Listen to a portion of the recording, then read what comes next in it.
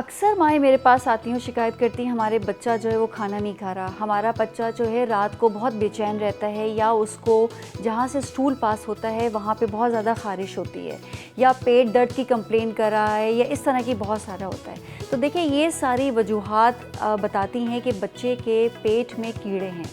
अच्छा, आप बच्चों के पेट में कीड़े होते क्यों हैं? वो बच्चे जो कि बहुत ज़्यादा मिट्टी में खेलते हैं, उसके बाद हाथ नहीं धोते, या वो वॉशरूम यूज़ कर रहे हैं तो उसके बाद हाथ नहीं धो रहे हैं, या फिर ऐसा है कि घर में जो सब्जियां आ रही हैं वो सही से नहीं धुल रही हैं, या फिर गोश्त जो है उसको सही से पकाया नहीं जा रहा है, यानी कि वो कच्चा रह जाता है और वो हम कभी-कभी होता है ना कि जल्दी में गोश्त पका लिया और वो खिला दिया। तो ये सारी वजूहात हैं जो कि पेट में कीड़ों का सबब बनती हैं।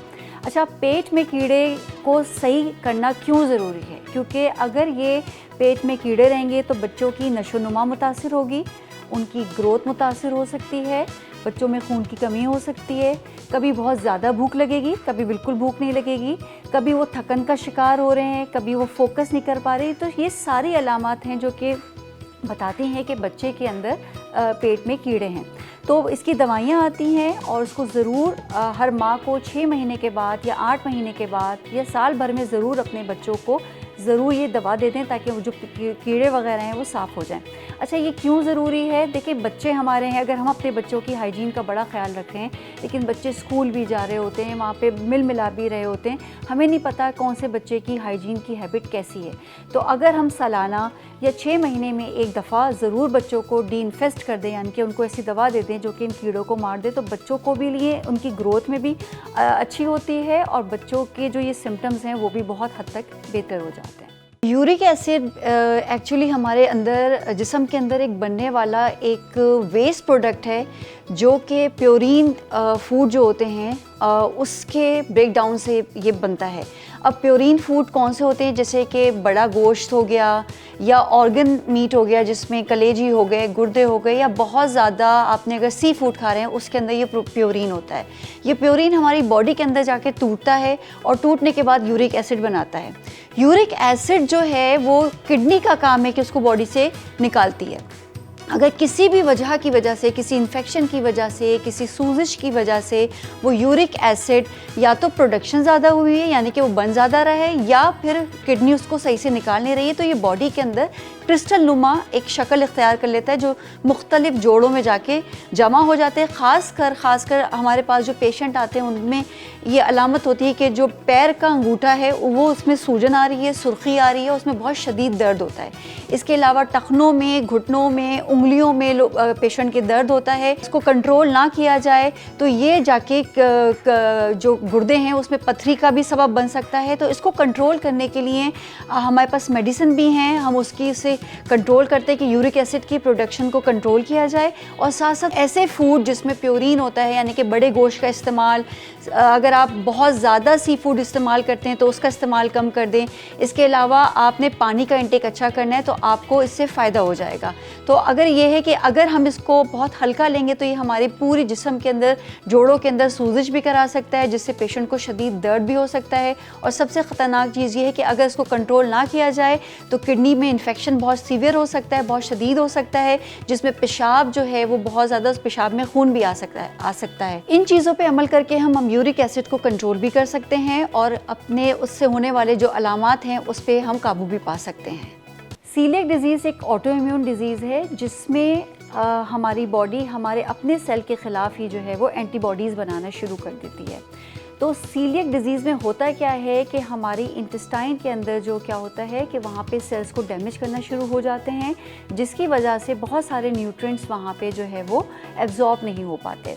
सीलिएक डिज़ीज़ में क्या होता है कि एक्चुअली वो सेल्स जो है वो ख़राब हो रहे होते हैं, हमारी क़ुव्वत मुदाफ़ियत मुतासिर हो रही होती है, जहाँ पे जिसमें हम ग्लूटेन रिच डाइट लेते हैं। अब ग्लूटेन रिच कौन सी ऐसी अशियाँ हैं जिसमें ग्लूटेन होता है? जैसे गंदम हो गया, जौ हो गया, ये ग्लूटेन रिच डाइट हैं। तो जिन लोगों को सीलिएक डिज़ीज़ होती है तो हमारी कोशिश ये होती है कि वो गंदम या जौ अपनी डाइट से हटा दें, क्योंकि जब वो कभी गंदम या जौ लेंगे उनके अंदर क्या होगा कि गैस हो रही है, उनको ब्लोटिंग हो रही है, पेट में दर्द हो रहा है, मोशंस हो गए, या कब्ज़ भी हो सकता है। बहुत सारी ऐसी अलामात हैं जो होना शुरू हो जाती हैं अगर वो गंदम या जौ का कोई भी ऐसी बनी चीज़ खा सकते हैं। तो जिन लोगों को सीलिएक डिजीज़ होती है, एक तो उनके लिए एहतियात ये है कि उनको ग्लूटेन फ्री डाइट यानी कि ऐसी ग़िज़ा लेनी है जिसमें ग्लूटेन ना हो। तो उन लोगों के लिए कहा जाता है कि जब कभी आप किसी रेस्टोरेंट जाएं या जब आप किसी ग्रॉसरी शॉप पे जाएं तो ज़रूर इंग्रेडिएंट्स की लिस्ट देखें या आप उनको स्पेशल इंस्ट्रक्शन दें कि हमें ग्लूटेन फ्री डाइट चाहिए। वरना क्या होगा कि अगर वो उनको सीलिएक डिजीज़ डायग्नोस हुई भी है और अगर वो गंदम का या जौ का इस्तेमाल करते हैं तो वो उनमें सारे ये सिम्टम्स आएंगे। जिन लोगों को सीलिएक डिजीज़ डायग्नोस हुई भी है, अगर पुरसुकून ज़िंदगी गुजारना चाहते हैं तो उनको ग्लूटेन फ्री डाइट लेनी होगी ताकि उनको इस तरह के सिम्टम्स ना हो। क्योंकि इसको हम इसका कोई ऐसा इलाज नहीं है कि हम सीलिएक डिजीज़ को ट्रीट कर सकें। इसका सिर्फ इलाज ये है कि हम एहतियात बरतें। और एहतियात क्या है, हमें ऐसी अशिया नहीं लेनी जिसमें ग्लूटेन हो। अमूमन लोगों का ये एक जहन में है कि पानी की कमी सिर्फ़ और सिर्फ गर्मियों में ही हो सकती है, जबकि ऐसा नहीं है। पानी की कमी सर्दियों में भी हो सकती है।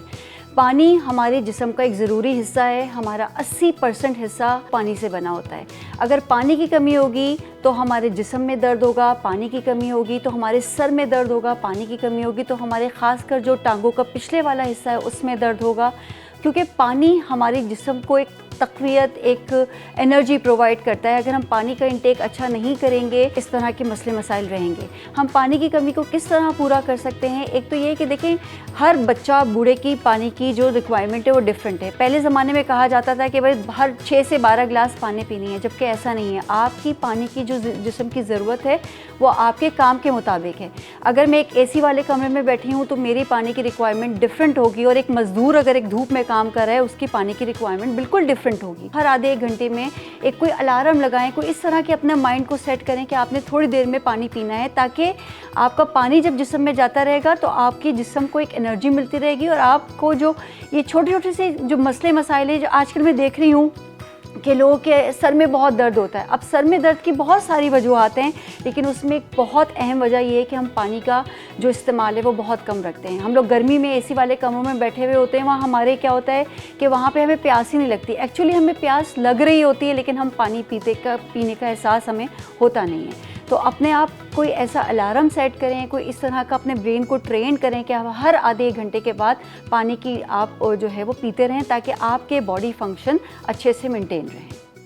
फूड पॉइजनिंग किसी भी वजह से हो सकती है। अब इसकी जो सबसे अहम वजह है कि अगर हम ऐसा खाना जिसमें कोई बैक्टीरिया, कोई वायरस, कोई पैरासाइट या कोई भी इस तरह की चीज़ जो कि उस खाने को ख़राब कर दे, जब हम वो कंज्यूम करते हैं, खाते हैं, तो वो हमें फूड पॉइजनिंग करा सकती है।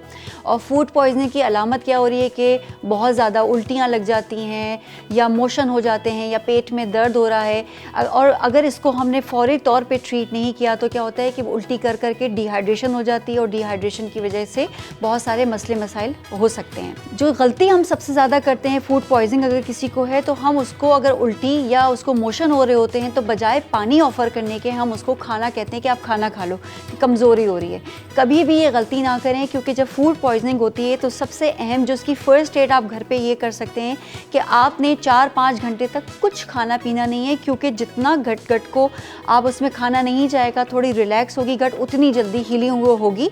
लेकिन इस टाइम पीरियड में आपको हर थोड़ी देर के बाद आपको उसको पानी ऑफ़र करना है, ताकि उसमें डिहाइड्रेशन ना हो। अगर आपको इस तरह की अलामत है, फूड पॉइजनिंग की अलामत है, तो आपने बग़ैर देर किए, अगर आपको लग रहा है कि उल्टियाँ नहीं रुक रही हैं, मोशंस नहीं रुक रहे हैं, क्योंकि इससे पानी में की कमी हो जाती है जिस्म में, तो फ़ौरन से डॉक्टर से रुजू करना है, ताकि आपकी जो नमकियात की कमी, पानी की कमी है, उसको पूरा किया जा सके।